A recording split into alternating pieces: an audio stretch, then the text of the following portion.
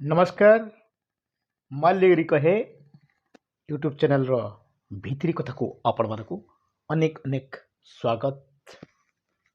आज से कथा पर पुणी आमे दिबा जहाँकि ओडिशा रे बीजेपी बीजेडी मेंटर कथा को प्रकृत रे मेंट हबन नाही। 5टी अध्यक्ष भिके पांड्यान को मत व्यक्त पर तांकर बयान पर गृहमंत्री अमित शाह जहाँ कहले अर्थात मेंट अंक को देखी करा जाए नहीं, राष्ट्रीय आवश्यकता को देखी मेंट हब कि न हब तार मध्य निर्णय निया जाए। यही कथा कहवा पर जे ओडिशा रे बीजेपी बीजेडी मध्य रे मेंट हबाकू जाउछि यह एक प्रकार स्पष्ट बारी हेउछि। ताहले बीजेपी कौन बीजेडी सहित मेंट करबा पई चाहूछि, तार आवश्यकता कौन? बोधे जदि भारतीय जनता पार्टी रो राज्य सभापति मनमोहन सामल को वक्तव्य को देखा जिवो से आरंभ सीधा सड़क मना करचंती जे आमे मेंट करिबु नहीं, सीधा सड़क लड़िबु एवं एथर ओडिशा रे सरकार करिबु। एवं आउ गोटी कथा मध्य से पुनर्बार कहउछंती जे मेंट विषय रे हमर आलोचना होई नहीं।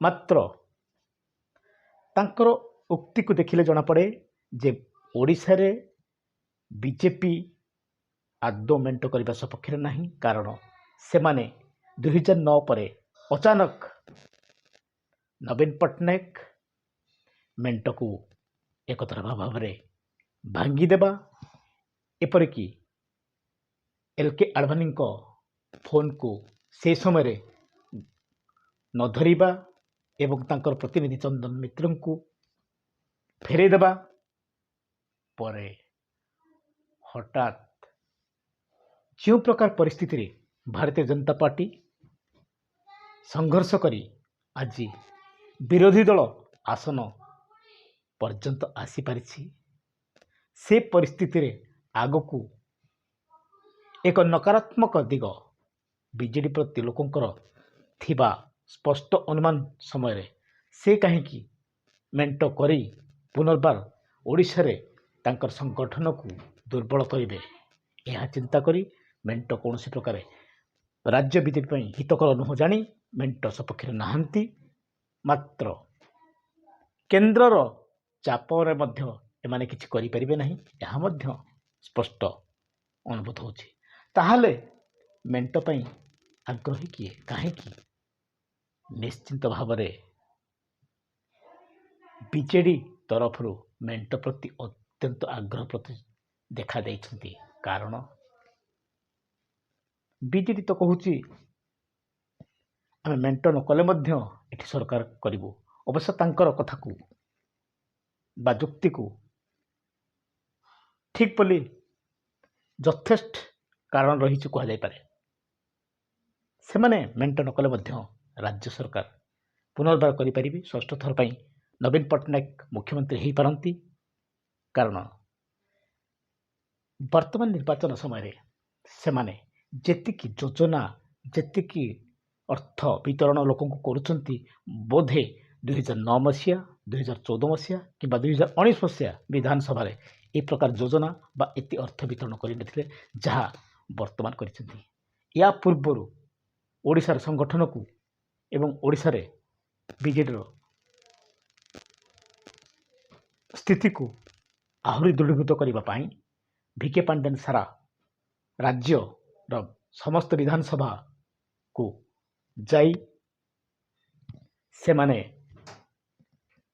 ग्रीभांस आनिबा नारे सरकारी अर्थ जो संगठन करिसंती ताहा मध्य तांको यथेष्ट संभावना एवं सामर्थ्य देइछि आगामी 2024 मसीह सरकार गठन करने ता सत्वे बीजेडी କାହିଁକି ମେଣ୍ଟ ପ୍ରତି ଆଗ୍ରହ ଦେଖାଉଛି ତାହା ହିଁ ମୂଳ କାରଣ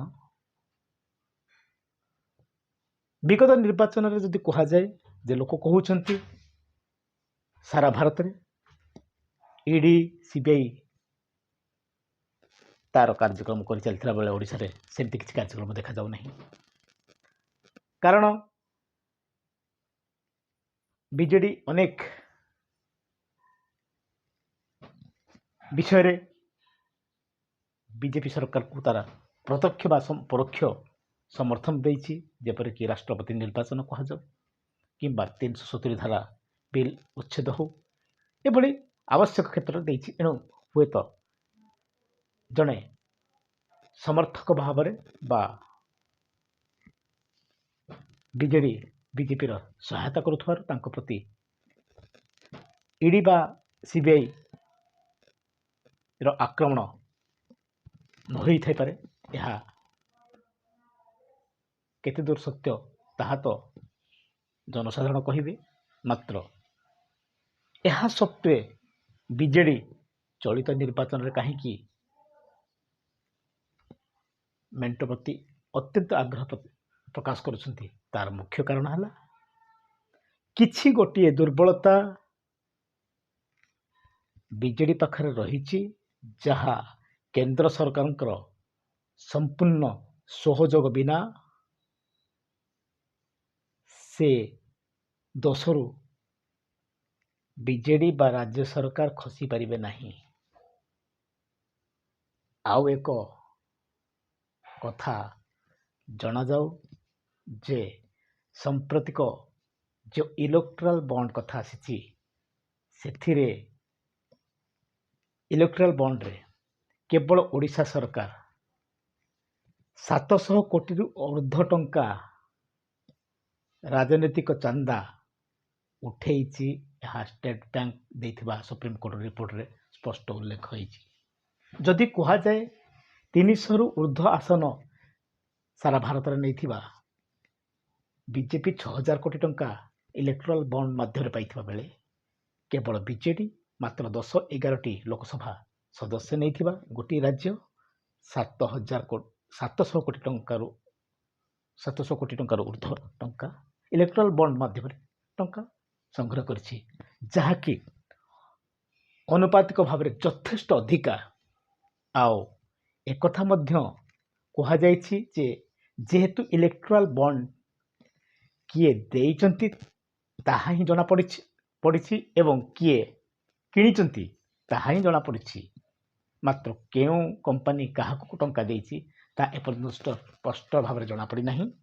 ଏଣୁ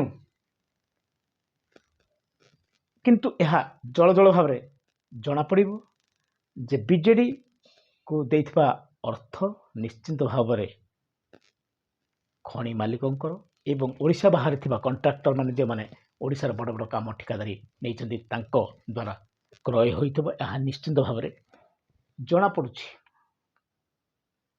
ଏଣୁ ଏଇ ଯେଉଁ ସମସ୍ୟା ଦେଖାଦେଇଛି ସେଥିରେ ନବୀନ ପଟ୍ଟନାୟକ ହୁଏତ ବିଚଳିତ ହୋଇଯାଇଛନ୍ତି। କାରଣ ସେ 24 ବର୍ଷ କାଳ ଓଡ଼ିଶା ପାଇଁ କାମ କରିଚାଲିଛନ୍ତି ଏବଂ ତାଙ୍କର ସ୍ୱଚ୍ଛ ନିର୍ମଳ ଯେଉଁ ଭାବମୂର୍ତ୍ତି ରହିଅଛି ସେଥିରେ ଦାଗ ଲାଗିବାକୁ ଯାଉଛି, ଯାହାକି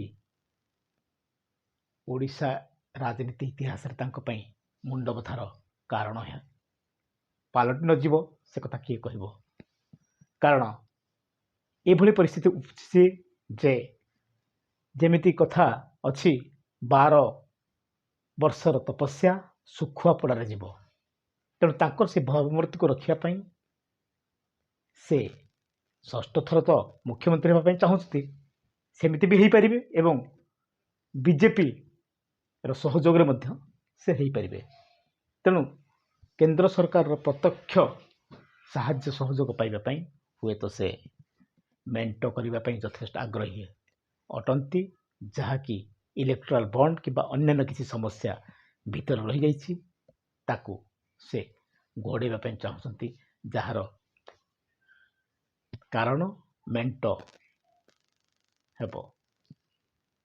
ତେଣୁ ଏହି ଅନୁମାନ ବା କଥାରେ ଆପଣମାନଙ୍କର ମତ କ'ଣ ତାହା ଜଣାଇଲେ ମୁଁ ଖୁସି ହେବି। ରହିଲି, ନମସ୍କାର, ଧନ୍ୟବାଦ।